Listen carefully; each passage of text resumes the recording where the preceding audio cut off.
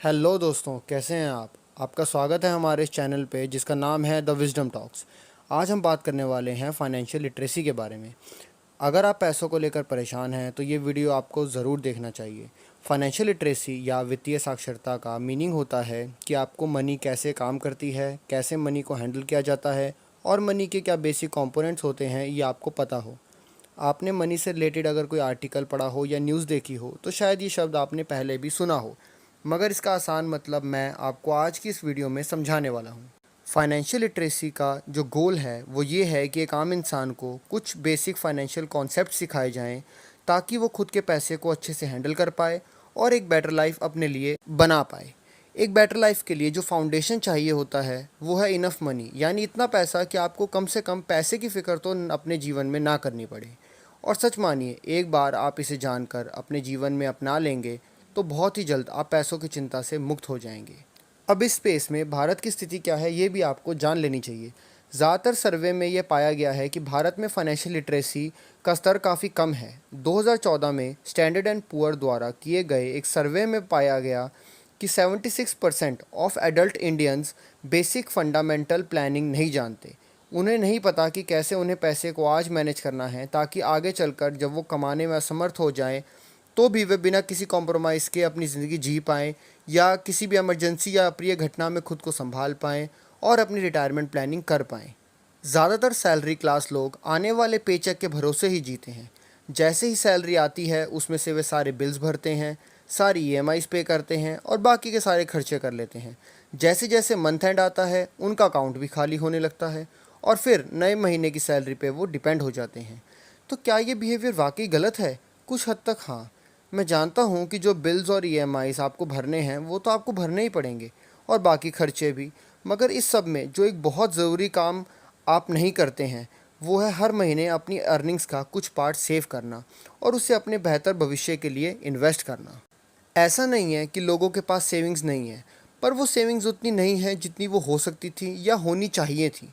क्या आप जानते हैं कि फाइनेंशियल प्लानिंग की बेसिक नॉलेज पाकर भी आप ओवर द टाइम बहुत वेल्थ इकट्ठी कर सकते हैं और साथ ही कई तरीके के इंश्योरेंस की मदद से अपनी उन सेविंग्स को और अपनी फैमिली को इमरजेंसी सिचुएशन से भी बचा सकते हैं। आपको डेट की भी समझ होनी चाहिए और उसी का एक इम्पॉर्टेंट पार्ट होता है क्रेडिट रिपोर्ट, जिससे आपको आसानी से डेट मिल सकता है।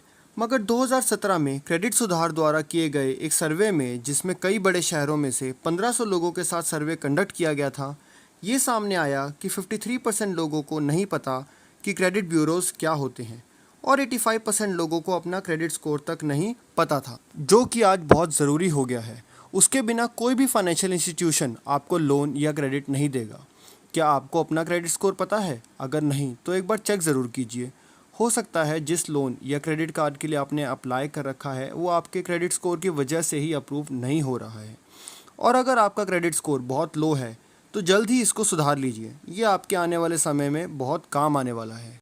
अब ऐसा नहीं है कि जो 76% लोग फाइनेंशियल प्लानिंग के बेसिक्स नहीं जानते वो अपने फाइनेंस को प्लान ही नहीं करते। उनमें से बहुत से लोग जो अपना फाइनेंस प्लान करना चाहते हैं वो मदद लेते हैं एक फाइनेंशियल प्लानर की। तो अब सवाल ये आता है कि क्या फाइनेंशियल प्लानर की मदद लेना सही है? इसका जवाब डिपेंड करता है आपको मिलने वाले फाइनेंशियल प्लानर पे। देखिए कैसे। फाइनेंशियल एसेट्स बहुत ही डायनामिक होते हैं, इन्वेस्टमेंट करने के तरीके बहुत तेज़ी से बदल रहे हैं। तो ऐसी स्थिति में आपको एक ऐसा फाइनेंशियल प्लानर चाहिए जो इस डायनामिक एनवायरनमेंट में आपके पोर्टफोलियो को रेगुलरली अपडेट करता रहे और साथ ही वो किसी भी प्लान में आपसे सिर्फ इसलिए इन्वेस्ट ना कराए कि उसमें उसे ज़्यादा कमीशन मिल रही है। आपके पैसे इन्वेस्ट कराने से पहले उसे यह सुनिश्चित करना चाहिए कि उसमें आपका भी फ़ायदा हो। तो अगर हर महीने एक मोटा पेचेक आपको मिलता है तो अपने पोर्टफोलियो को संभालने के लिए आप एक फाइनेंशियल प्लानर की मदद ज़रूर लें, मगर जो क्वालिटीज़ मैंने बताई वो उसके अंदर ज़रूर होनी चाहिए। और सिर्फ फाइनेंशियल प्लानर हायर करने से ही आपका काम नहीं होगा। बेसिक फाइनेंशियल नॉलेज से आप समझ पाएंगे कि असल में आपका पैसा कहाँ कहाँ इन्वेस्ट हो रहा है और कहीं आपका फाइनेंशियल प्लानर आपसे कोई ट्रिक तो नहीं कर रहा। अब अगर आपकी सैलरी का पेचेक इतना बड़ा नहीं है कि आप एक फाइनेंशियल प्लानर हायर करके उसकी फ़ीस देना ठीक समझें, तो आपके लिए जानकारी और अहम हो जाती है, क्योंकि अब आपको अपना पोर्टफोलियो खुद ही मैनेज करना है। तो हो सकता है आपको और ज़्यादा मेहनत करनी होगी ये समझने में कि पैसा कैसे काम करता है और कैसे आप अपने पैसे से और पैसा कमा सकते हैं। तो फाइनेंशियल प्लानिंग के बारे में जानने के लिए हमारे साथ जुड़े रहें। मैं इस चैनल पे ऐसी बहुत सी वीडियोस बनाने वाला हूँ, तो अभी सब्सक्राइब बटन दबाकर बेल आइकन दबाइए ताकि जब भी हम कोई नई वीडियो आपके लिए लाएं तो वो सबसे पहले आप तक पहुँच जाए। और अगर वीडियो पसंद आया हो तो इसे लाइक और शेयर ज़रूर करें, कमेंट करके अपने व्यूज़ हमें बताएं। और हाँ, सीखते रहिए, बढ़ते रहिए। Until next time, bye bye, जय हिंद।